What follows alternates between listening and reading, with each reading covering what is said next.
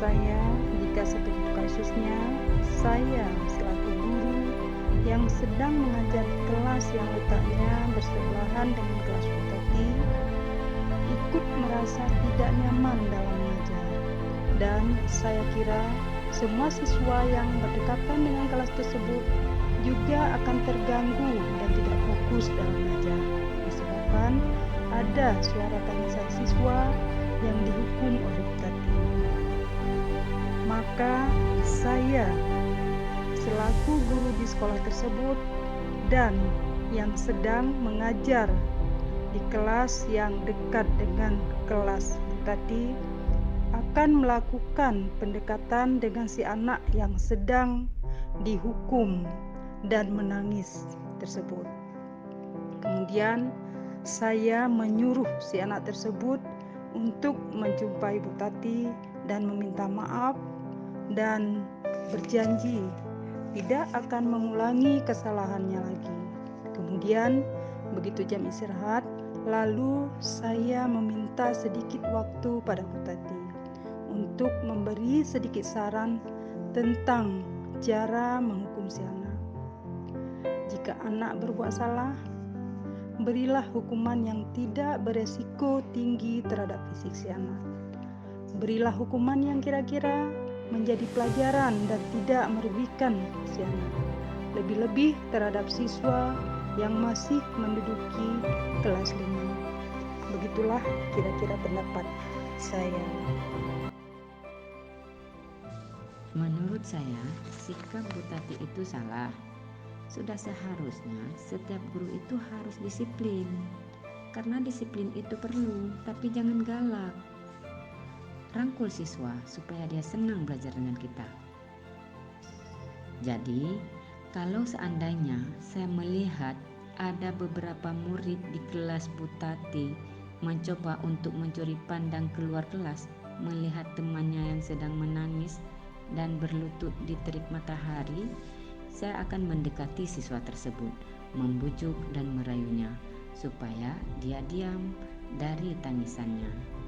Kemudian baru saya menasihatinya supaya dia dapat mengintrospeksi dirinya, karena yang namanya manusia tidak luput dari kesalahan dan kesilapan. Jadi untuk Bu Tati seharusnya dia harus mengerti tentang cara-cara mendidik anak yang masih di bawah umur. Dari masalah tersebut, Bu Tati harus diberi pelatihan konseling. Itu aja dari saya. Menurut saya, jika saya melihat ada kasus seperti yang telah Ibu Tati lakukan terhadap seorang anak, di mana anak tersebut masih anak-anak kelas 5 yang menangis karena tidak sanggup dengan hukuman yang diberikan oleh Ibu Tati, maka langkah pertama yang saya lakukan adalah saya berusaha untuk mendatangi si anak dan membujuknya supaya keadaan nyaman dan berusaha membujuknya untuk tidak menangis lagi. Kemudian baru saya bertanya akan sebab kenapa harus dihukum, dan saya juga memberikan nasihat yang baik untuk si anak jika memang karena ada kesalahan untuk tidak mengulanginya kembali.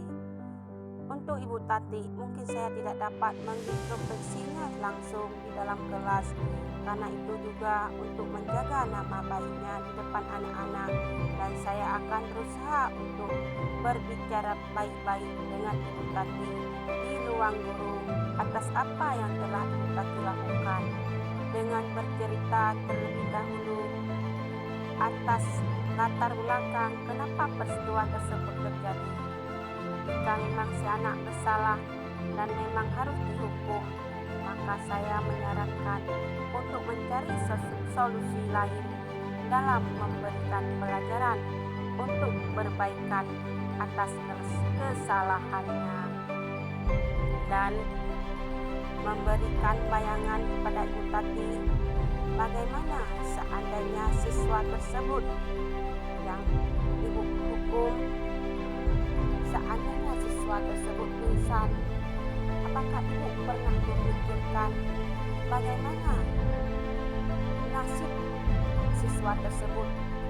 Apakah ibu siap bertanggung jawab kepada orang tuanya dan kepada diri sendiri apabila siswa tersebut pingsan? Alhamdulillah, apabila hukuman yang ibu berikan tidak apa-apa, mungkin tidak ada efek samping. Tetapi apabila siswa tersebut pingsan, mungkin akan banyak sekali persoalan-persoalan yang akan muncul di kemudian hari. Kita juga selaku seorang ibu boleh disiplin, tetapi disiplin itu harus bagaimana selayaknya kita terapkan.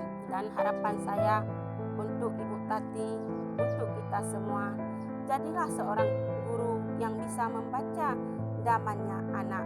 Bagaimana cara menghukum anak pada zaman sekarang? Kita sebagai seorang guru juga harus memperhatikan dan mematuhi aturan-aturan yang berlaku dalam dunia pendidikan dewasa ini.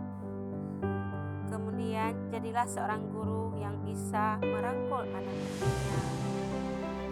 Janganlah kita bermain silat dengan si anak, tetapi jadilah seperti ular dalam merangkul mendidik si anak.